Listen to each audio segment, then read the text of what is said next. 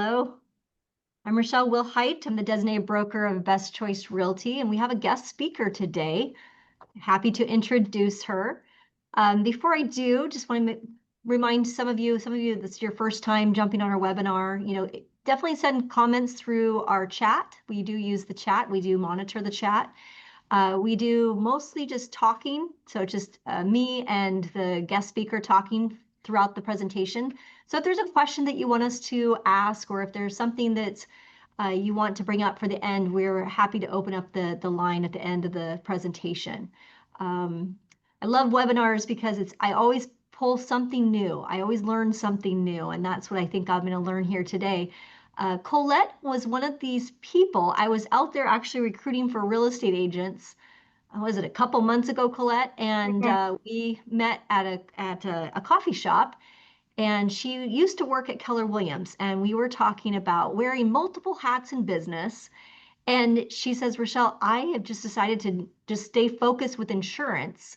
And here's my vision, here's my mission, here's my goals. And I was like, I wish more people were like you that really focused on one thing and did it well. And so with that has come plenty of opportunities. And I wanted her to share some of the, I would say, the most commonly asked questions with me when it comes to homeowners insurance. My mom is actually going to be closing on her home, paying cash, and I've given her a Colette's name so that they can get a package. But we'll kind of talk about that as we go through. So welcome everyone. If you just joined us, we're excited to have our guest speaker, Colette.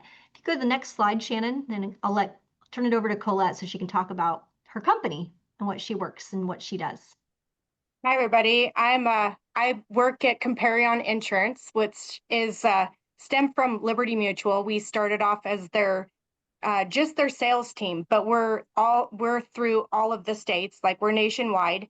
And we decided to kind of pull back from them. So we're still Liberty Mutual company as like Safeco, but we have we're like a broker now. So we quote for Progressive and Travelers and Nationwide, NatJet. We have a bunch of companies that we quote through. And so I start writing home insurance, and I just try to stay up to date in the market. There's a lot of things that are changing out there every day. So we try to stay in the know-how and what's going on out there nationwide in the market and go over those things. And constantly trying to get new companies too to quote through and have a ton of options for our clients so that we're able to fit everybody's needs out there. So well, people are always looking for a deal, aren't they, Colette? And you've battled the storms literally over in Spokane. I remember you telling me when we met for coffee that you've had to quote and people got denied coverage and trying to find creative solutions to help people. I think that's what you told me, that you're best at helping and not so much trying to shove somebody into a package, but trying to ask enough questions where you can determine what would be the best path for them. Is that? Yeah, there's a couple companies that we don't quote for, and I've reached out to a few of those agents as well, just in case if I don't have something, then it's like I still try to find the client, even though it might not be with me. I still will try and reach out to my other agents, like a State Farm agent or American Family agent, and say, this is what I have. Do you have something, or do you have a policy? Will this fit your risks? And then go from there. So I just really try and help out the client, because home insurance is getting really hard to find in some areas. So Great. it's just all about trying to find that person insurance. Awesome. Let's go to the next slide. So what's going on in the industry? I know you said that it's getting hard to find insurance, but I think you've talked about 3 different things here. Is that right? For what's going on in the industry? Yeah, right now, in this area, we've got the wildfires are just going crazy right now. So that's the biggest one. But in other states, you see the floods happening, there's earthquakes happening. Those aren't typically covered on a home insurance policy, but we have those as extra policies to throw on with the home. But of course, fire is included on a home insurance policy, and that seems to be one of our biggest restrictions, especially at this time. It seems like the company, during the winter months, they kind of slow down and start taking new business and lift some of those restrictions. But it seems to be that every summer those restrictions go back on. And if they're somewhere outside of city limits and their property is covered in trees, then there seems to be quite a, like not a ton of companies that will take them. So like I said, I just try really hard to find any, I mean, sometimes it's just, even if we have one policy or one company coming back, then you just feel like you're like, yes, at least we have something. So it's getting tough out there, especially during these months. So Okay. So yeah. would you say that that's the toughest part of your job would be just to really understand and save the client money, but also make sure they have proper coverage?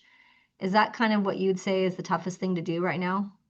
Yeah, and like I say, unless they're out in the trees, then it's like, I try to explain that we don't have a bunch of options. We have like one company. It's hard to tell somebody, like beggars can't be choosers when we have one company coming back, but this is the one company we have.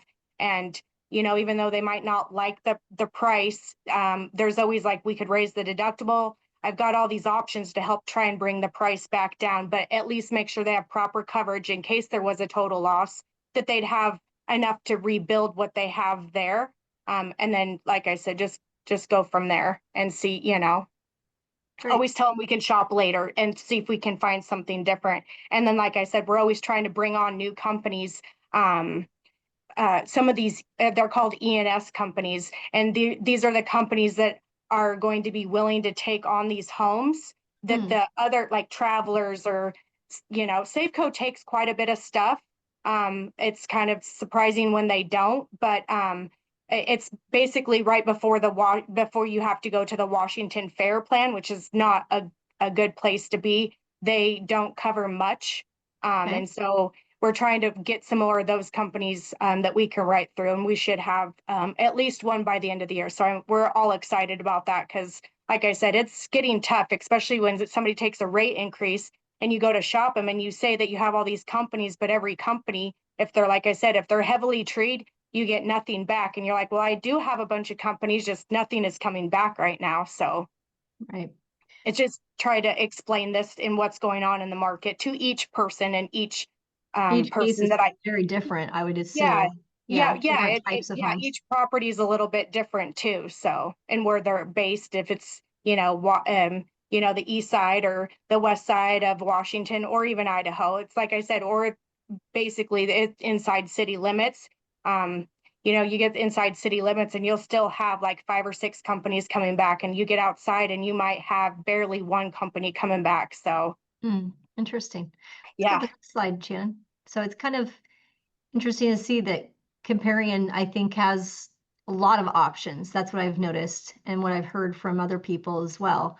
Can you share a little bit more about how you go about guiding somebody through? I mean, I see all these logos, and I'm just like, as a consumer myself, Colette, I'm just a little overwhelmed.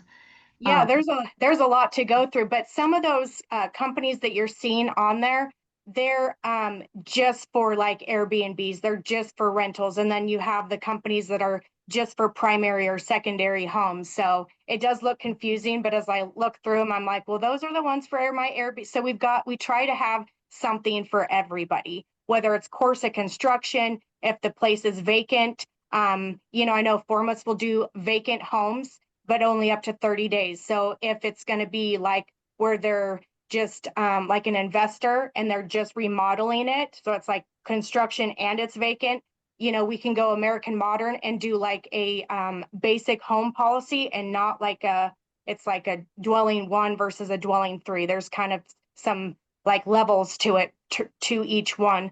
That's kind of a little bit more confusing, but I just try and find something for everybody, and usually we have something for everybody. Like I said, it's just a little bit tougher in those wildfire areas, especially right now, because it seems like there could be a wildfire pop that shows up anywhere right now. So Well, I mean, you were just joking before the call, you guys. She just walked out her door this evening, and one of the utility poles or something, right, was like impacting a tree.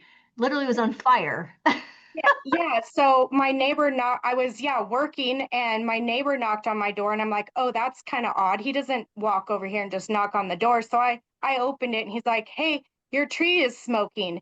And the Avista was supposed to, they came by in the spring and said, hey, we're going to be cutting down. And it's not just my tree. Like there's tall trees all the way down. I live off of University in the Valley, and there is like power lines going through all of their trees, all these trees going down the road. Like I looked at the neighbors and their tree is, all entwined with the power lines too. But it just so happened that it was the Avista guy said, well, your tree is green, so it's just popping and cracking and snapping and making room for itself. And I was like, that doesn't sound good. Like it's smoking, like that is scary. And so, yeah, they just came and chopped down that tree. They were out pretty fast. I was happy about it because nobody wants to sleep through the night thinking that that tree is going to catch on fire. And apparently it's fairly common. Like when the fire department showed up, he said, we do see this with, he's like, especially at nighttime, he said, you can see the pops and the cracks, like when it's dark. And I'm like, that's just kind of scary. So I'm glad that they came and did that. And hopefully they do the rest of the road. Cause like I said, it's not only my tree, but yeah, pretty scary just thinking about just a fire in town. And I live right in the middle of the city. So. Right. So your case, you have insurance. I mean, that's kind of silly to ask, but Yeah. what's Uh-huh. included? I think that's always the common question is people that have never, they're first time home buyers, they never have had to shop for their insurance plan. They rely a lot on the real estate agent to give them some guidance and say, hey, talk to my person, or I've got a recommendation for you. What is covered, what's not? I mean, I know that's a pretty broad question, but So as far like in your like, case, would you have homeowners insurance, like a basic homeowners coverage for if yeah, you have a loan on there's a place? coverage for fire, theft, wind, hail, most of that stuff. If the and then you also have your endorsements too. So it kind of depends on where the water's coming from. But wind and hail and fire is definitely covered under and theft is covered under your home insurance policy. If it's flood though, that is a different policy. And then let's say it's like water backup through um, the lines. Mm-hmm. That is the water backup coverage. And I always put the water backup coverage on the homeowner's policy. Good. Unless it's absolutely requested that they don't want it, but I don't know why anybody wouldn't want that. So if there was like a sewer leak or the water started coming back up through the toilet or the drains, then you would have coverage for that. And then there's also a couple companies, Safeco and Travelers has this, and they're the only companies I know that have this one, but it's the water seepage and leakage. So if there's let's say there's like a pinhole leak in your plumbing behind the wall of the shower, and you Mm-hmm. don't know it's there for like 9 months, right? It's just back there misting. Well, then you've got mold and it's starting to get soggy. There's a couple companies that will cover those leaks as well. So, Wow. Okay. yeah. So it really comes down to the company and your knowledge. One of the coolest thing I learned several years ago, Colette, was about that sewer. If I'm selling a home that has like an old sewer line in Tacoma, there are a lot that I've sold, and and and you've scoped it and it's fine, but maybe they had to redo a repair or they had to take a section out and replace it. I always make sure, and I've learned this from some pretty hard lessons, that it'd be more beneficial to the client to, obviously fix it, but then make sure that they have insurance on it. And that Yes, there saved them there time. is actually that water seek or no, it's called buried utility lines or service line endorsement, and that actually covers the lines that are running from your house to Mhm. the road. That's another totally different endorsement, and a lot of companies have that, so that's another endorsement I also say that they should put on, especially if the home is older, like you're saying, or if they have big trees in their yard. So, and if Right. the home is newer and it doesn't have big trees, maybe just some little landscape trees, it's not as important as if they have a huge maple tree like I do running Mhm. right where those lines are. And that, that could become, any time that root could start pushing on that plumbing and ruin your day basically. So, Yep. So you've got so floods is separate. Umbrella coverage, give me the high level. What's umbrella coverage when I'm a okay. new So person? umbrella, so you have like liability limits on your auto, your home, but let's say you also have like a a water like a boat, right? And Okay. so it's going to do the liability limits up into what you have on your policy, and your umbrella will take over if you own motorcycles and have a policy and something happens to where, so the umbrella just basically protects you over all of your properties, whether you have multiple properties, a boat, your auto, your home. So that's kind of what that covers. And when you're quoting an umbrella, it'll ask you, how many autos do you have? Do you have an RV? Do you own a boat? How many, boats do you, that type of thing, because Okay. it's gonna cover the base of all of it. So over your auto, your home, everything. So. And I've been told that as you start to get investment properties, that umbrella coverage is the way to go. So we should be shopping that. Is that right? It doesn't hurt to get a quote and to put that over.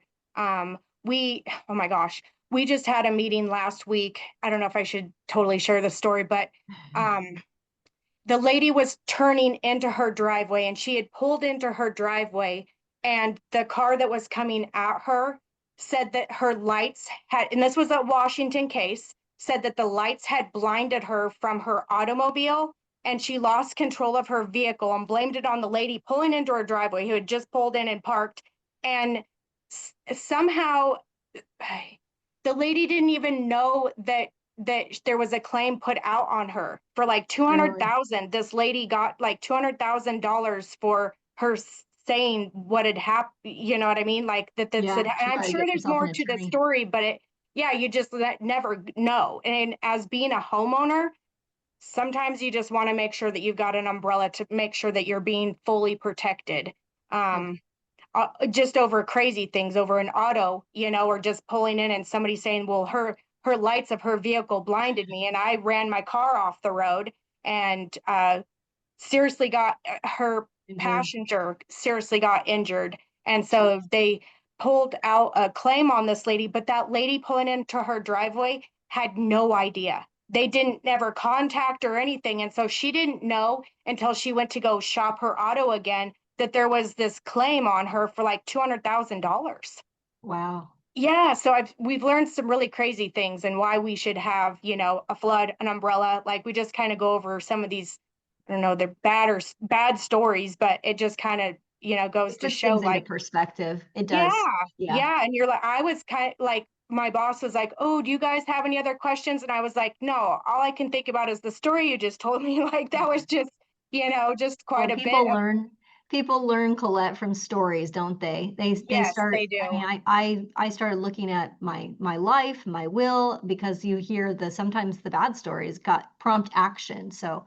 Um, so with the Well, and being an insurance agent, that's where I'm supposed to come in and be that protector. Like, what do you have for assets? What do you have on your auto liability? It's not just home, but if you are a homeowner and you don't have enough on your auto insurance, they can take your home, or if you have a bad auto accident, they can lien on your home. So I try to also ask, if they are a homeowner or a first time homeowner, tell them, hey, what do you have? Even if I'm not quoting the auto, I at least tell them you should be at least 100, 300, 100 as a homeowner, just in case. Because if you're not and you still have like state limits at 25, 50, you could be that underinsured motorist and they will come for whatever you own. And if you've Mm, got multiple properties, especially if you have multiple properties, it's never, um, you kind of calculate what each home is worth and be like, okay, you need a $2 million umbrella or you need to have a $3 million umbrella, they give you based some on, thresholds to work yeah, with. based on Yeah. kind of what they own. So that's, it's not really like a financial advisor, but it kind of is. Okay. Yeah. So I think we can go to the next slide, Shannon. We can go I don't know into, if that answered your question yeah, no, totally it on. totally did. Okay. Um, so endorsements, I mean, we kind of talked about endorsements at the beginning, Yep. like additional coverage. So we kind of already talked about the water damage, service The lengths. backup, yeah, the water Yeah, leakage, the we're loss good. assessment, yeah. Loss assessment, that's like if you were to have a complete loss on your home, you Okay. still have to make your mortgage payment. And they also cover this on a renter's policy. So Okay. let's say, neighbor A had a fire and the smoke damage went through onto the other person's the neighboring apartment, right? And Hmm. the smoke starts, it takes over, so they have to go stay somewhere. The loss assessment pays for, you still make your rent payment or your mortgage payment. and that loss, it covers them a place to stay. Well, if you're a family of 5, they also know, like, if you're staying in a motel, they don't have a kitchen in motel or hotels, right?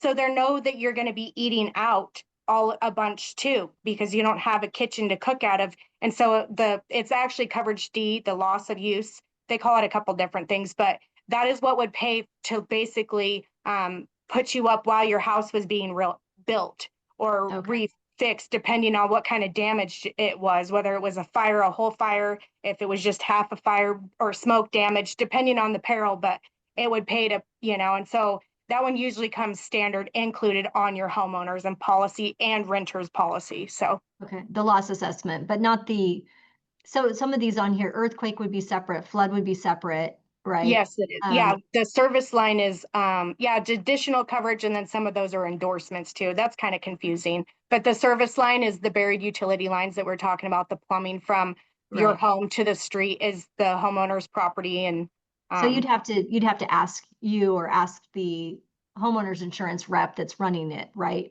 That, hey, I want to make sure this is covered, or I want to make sure my client has this coverage on their insurance, right? Yeah, most companies have the service line endorsement. Some of them do not, but most of them do carry that. And if that is something that is important, if the home is older with big trees in the yard, then yes, you would probably try to pick a company that had that. Okay, let's go to the next slide, Shan.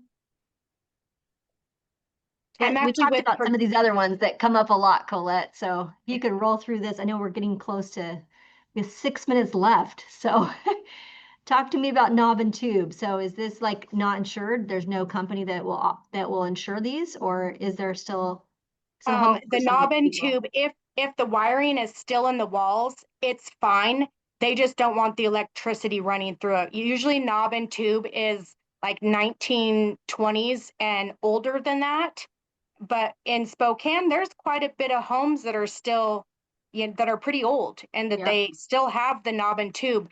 And like I said, they don't care if it's still in the walls, as long as the electricity is not running through it and it's been updated with, real electricity wires and a breaker box and stuff. So.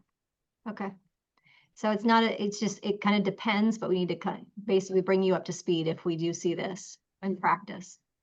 Yeah, there's not many, and I can't think of maybe one, maybe none, that if it's knob and tube still, you're probably not getting insurance, to be honest. Okay, let's go to the next slide. Roofs, I think we talked about this several months ago, Colette. And I brought it up to you again, I think when we met. 6 months ago, I had 2 personal sales that I was working on, and then just nonsense, insurance companies where I'm having to shop around trying to find an insurance company that will actually insure the roof. The roof is fine. So tell me, what's the latest and greatest with roofs and insurance? Why am I getting so many hassles right now?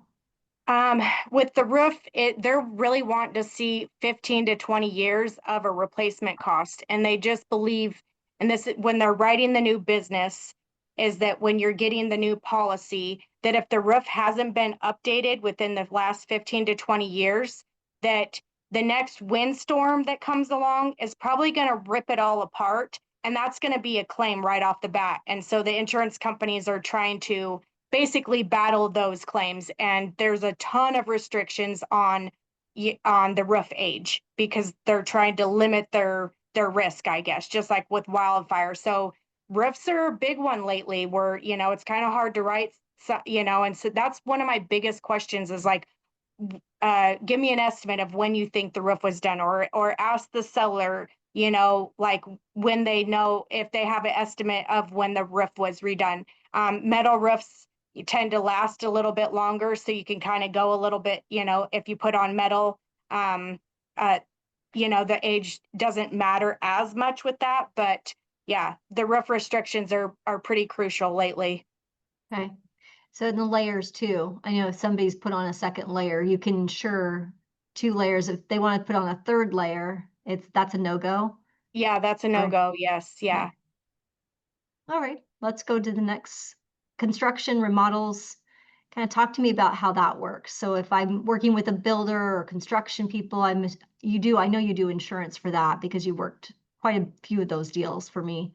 Yeah. Um, Yep, we've got several companies that'll do the course of construction and the builder's risk. Usually they want them done in a certain amount of time. So they're usually asking, hey, is this going to be done within a year? Kind of depends. But this is usually only for like the outside. This okay. doesn't remodeling, like tearing apart the inside of the house. They're not looking for that. This is more like if the siding isn't on type of thing, where you can still see the plastic to the home. So the course of construction is you just got to make sure you're asking all the questions like how far along is it? Like how long do you suspect you'll be working on the house? That those type of things to kind of somebody was like, oh, we're doing construction, but they were only remodeling the inside. I'm like, nope, you're good. It's not even a construction thing. So Okay, yeah. what if what if I tore my house down to the studs and I'm like down to that, and I have all my workers there and all of their tools get stolen? Like this has actually happened. Would that be covered in this construction insurance that you have? Yeah, yes, they do have the corset construction. Like if you're doing a complete remodel, you could add it to your policy even. Like some of the companies, depending on who you're with, you could call in and ask and say, hey, is this something that we could throw on the policy for now? And then, like I said, there would be probably like a year that they would leave it on, and then they're going to get back to you and say, hey, where are you at in the construction? Can we pull this off yet? Like they'll ask all the questions that way Okay. too. Once you put it on there, they'll get back to the companies will get back to you, and yeah. So you kind of need to understand if it's in construction or if it's just a remodel. So you're going to ask Yeah. enough questions to determine that. Yep. And then a lot of people are getting back into Airbnb. In fact, I had two clients over the weekend ask me, and it's one of my clients and then another client from another agent asked me about, a short-term rental or Airbnb and how does insurance work for that, Colette? So yeah, depending on how long they're renting it, or if it's just a landlord policy, is it a long-term rental? It depends on how much they rent it out per year. I also just found out too, it matters like if the owner lives close to their Airbnb or do they live out of the state? There's rate adjustments for that, I heard too. Oh, So interesting. Okay, yeah, I'm right. learning I know. I something just new. found that out. I was like, I had no idea that if you lived close, and if they'll ask like, where does the owner live? Are they close So to the Airbnb or mine would be a short-term rental downtown Seattle. But the homeowner, the actual, person that would be doing the short-term rental is living in Florida. So in that case, it's a different policy, or is it just he doesn't get the nope. I discount? think it just does a little bit more on the rate versus than if you're really close to the Airbnb, because then they know that you're going there, possibly you're checking Okay. it out more than if you're just completely out of state and having other people take care of it. Okay. And short-term rentals, I love your little explanation of what a short-term rental is. STRs is what they call them around Seattle right now. Where there's the hot topic right now. It's being discussed. Different types of people, VRBOs and Airbnb, but there's also people that are doing it on their own and creating websites for themselves to manage these. And each city and state and jurisdiction has rules around that too. And I would assume insurance companies do have those rules as well. Right. Um, so another one is my mom's got her property. She's only living there part-time, second home. So is it a different rate for second home for insurance? That would be, yeah, so it wouldn't be a rental if it's not rented out and it's like your secondary home, it just kind of Mhm. gets wrote like a primary home, basically. Okay. Yeah. Okay. Great. Let's go to the next slide, Shannon. Yep. You have many carriers, and we're at 601. So that's pretty good, Colette, for your first run here. Any questions that you guys had? Shannon, do you want to read any questions that came in? Sure. Yeah, we had a quick question from Mary, and if you guys have questions, throw them in the chat. I will ask them for you, so you don't even have to unmute yourself. But a comment about trees. I'm not sure when I think this is near the beginning of the call, but does the insurance company care if there's lots of big trees around a property, trees overhanging on the property? They do not like to see trees with the limbs hanging over the roof. I know that for a fact. So, and especially if it's wildfire, the more you can create that space from your house. There's definitely insurance companies that are telling people you need to get the trees, the bigger trees away from your house, especially if there is a big tree, but they definitely don't want to see the limbs hanging over the top of the roof. Yeah, I had one client that she was like, "Can you believe my insurance company sent me a letter?" She lived in Issaquah, Washington, where we need to cut back the trees from my house. I'm like, oh geez. And then of course now on YouTube, Colette, I've seen all of the trees that are being cut and all of these lawsuits that are happening. It's so funny. You Yeah. search one thing out and now you see it everywhere I go. I'm seeing trees and cutting trees and insurance matters and things of that nature. Hopefully that answered your question, Mary. Any other questions you guys have? You got somebody who's definitely on the, I would like to have a question. sure, go ahead, May Pros. I have a question? Yes.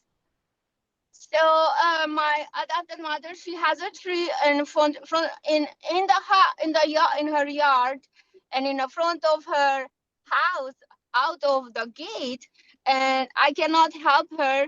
The city doesn't want to cut it off, and I cannot deal with that. Like a year, I'm trying to help her, but it's a big tree. And does she have What insurance? can I do? Yes, she has a house insurance. Okay, that's good. Colette, do you have any ideas for her? Just like a Vista came down and just chopped down the tree in my yard, but I know that there's the tree arbors that you would have to call, and I know that's not cheap, but you would just have to cut it down or trim it back, have a tree arborist come and cut it down. So who's gonna pay for the cut? The homeowner Because themselves. the homeowner themselves. Yeah, Yep. The insurance company is not gonna pay to maintain trees in the house or around the yard. Mm-hmm. yeah, Okay, that's thank you. part of homeownership, I guess. You got to still maintain even the property. It's not just the house. You're also maintaining the property as well. Okay. Any other questions? Shannon, anything else that came in? No, I think Thank we're good you to for go. having me, you guys. I Yeah, enjoyed thanks, Colette. talking with you guys. So Yes, Colette, you did a great job. Thank you so much for your time and your insight. Can you post your contact information in the chat? Would you mind doing that so that if people have questions? I mean, I know I have to make sure my mom connects with you, but I'd love to get you a few more people. She does do shopping in Washington and in Idaho. yep, and I've got the flood, the earthquake, uh mortgage protection, I do the toys, RVs, boats, all of it, all personal lines. So I can shop for all of it and with several different companies. So home just seems to be the toughest. So No, that's great. Can I ask a question? Sure, go ahead, Patty. Thank you. Okay, so I have a neighbor who has a very tall tree, and when the winds whip up in the wintertime, I'm always concerned that it's not just the branches that land in the yard, but also that the tree itself might fall down in my yard. Who would cover that? Would they have to be the ones that covered, or can I go after them, or what? In the situation where their tree may fall into my yard. are you talking about the neighbor's tree? Yes, Yeah. it's very tall. It's like 40 feet tall. Okay, so I actually had this come up one time, and here's what I was told on the claim side. So if the tree is dead, and it falls over, and no matter where it lands, there is no coverage for it because it's considered neglect. If the tree is green and healthy, then It is. then it's covered. Oh, okay. Yeah, right. I've had that. I'm not claims, but I've actually had that question come up before. So I already know the answer to that one. Thank you. Mhm. Thank you very much. Do they go and verify, like I know Colette and I were talking before the call started. Are they going and verifying now with like drones and things like that for roofs? Colette, there's another question that came Or in. just from looking at clients. prior listing photos Yeah, or how do they maps. verify the roof age and kind of how they run these quotes? So usually after a home quote, so every policy, whether it's home or auto, every insurance company has what they call a 90-day free look period, and where they can decide, hey, if they don't want the policy, then they can cancel it. And I know that like with inspections, sometimes they do third party, and then sometimes they send out their own inspectors. And this goes for like pools, trampolines, and say dogs on the naughty breed list. Okay. So each company takes something different, let's say. Okay. I wrote all of my stuff with Progressive, and we have RV, auto, a boat. We have a bunch of stuff, and I had wrote our stuff with Progressive, and we had a trampoline that we bought for my daughter like 9 months prior for her birthday. And let me tell you, I made a mistake on my own, and I'm glad it was my own policy, and I'll never do it again. But they will not take a trampoline. And so they said, you get rid of your trampoline, or we're getting rid of you. And so we got rid of our trampoline because I had just wrote the policy and didn't feel like rewriting all of our stuff again. And yeah, so just have to kind of make sure that, you know, whether it's Travelers, they'll take a trampoline, but not a pool. And Progressive, you know, they'll take more of like a pool, but not a trampoline. So it's just kind of, you have to ask the questions and make sure that you're not putting the client with, you know, somebody that doesn't write or has those restrictions on the house. Great. That's good. That's very helpful. A lot of people are saying this is very helpful. So thank you so much, Colette. Why is the damage not covered regardless if the tree is dead or alive? If it's the neighbor's dead tree that falls in your yard and the neighbor's insurance doesn't cover, would his coverage, his insurance cover the damage to the yard caused by the neighbor's dead tree? I think it's just like they said, insurance says that it's neglect and they won't cover it. So I'm not sure if you would just sue the neighbor, like through small claims or something like that. Like I said, I'm not necessarily claims. I could get back to you on that, but I just know that if it's a green and a live tree, insurance will cover it, no matter if it smashes your house or your neighbor's house or a shed or something like that. But if the tree is dead and it comes down, then the insurance company considers it neglect on that homeowner's part, and they won't buy it, or they won't pay for it. So we're all looking outside in our yards now tonight, right? We're all looking for trees. I know. Well, I'm thinking too about this recording. Yeah. I'm thinking, well, this is definitely going to be the Northwestern Insurance coverage call. So this has been very helpful. No, and I've had a few clients that they were getting mad at their neighbor because they weren't taking care of their dead tree. So, and it's like, well, rightly so, because if that thing comes down, no matter what it smashes, the insurance company's not going to pay for it. And I'm assuming that you would probably just have to take them to a small claims to get your stuff repaired. So. Yeah, you're involving an attorney most of the cases in some of these larger properties too. Yeah, those insurance claims are not easy to get through. Mary, you brought up a good point. I want to make sure it gets mentioned on the call. Lots of cities are requiring you to get a permit. We've been talking about a lot of removing of trees and trees falling and things like that on the call, but make sure that you're giving proper advice and that your homeowner is contacting the city or the jurisdiction to make sure permits are properly secured if you need to get some things approved.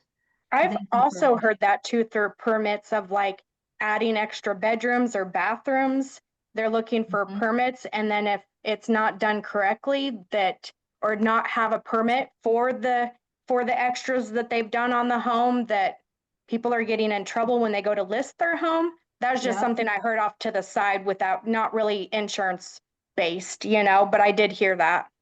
No, I just had one. We listed in Auburn downtown, and there's a tree that's on the historic register too. So you got to have to make sure that if you're listing a property or if you're giving advice that you're make sure you look at your title report, make sure you look at the city and see what they've planned for that particular area of town.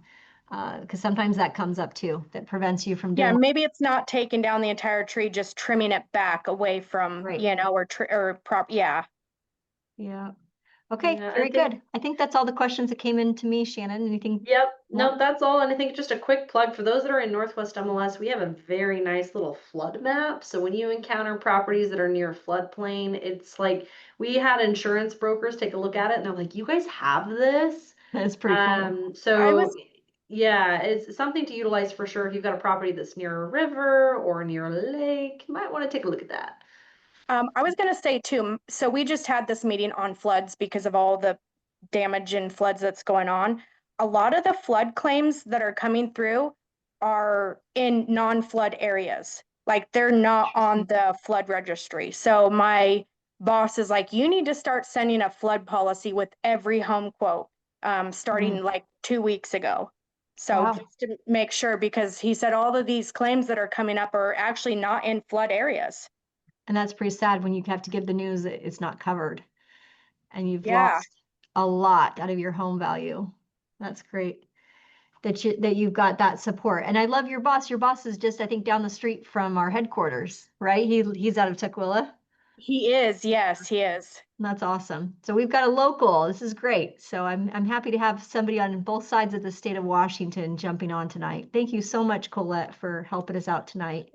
Yeah, And like she I did said, I'm post her happy to phone share. number in the I chat. did. I'm assuming that's your cell phone. Is that right, Colette? Yeah, that's the easiest way to get a hold of me if you need something. Well, I think you're up and coming and a rising talent out there and you're in your line of work. So thank you so much for taking the time. Hopefully Thank you, guys got Rachel. a few tips. I know I did. I learned a few things tonight. So thank you so much. And we'll see you next Monday. We've got another great topic. Have a good week. We'll see you soon. Okay.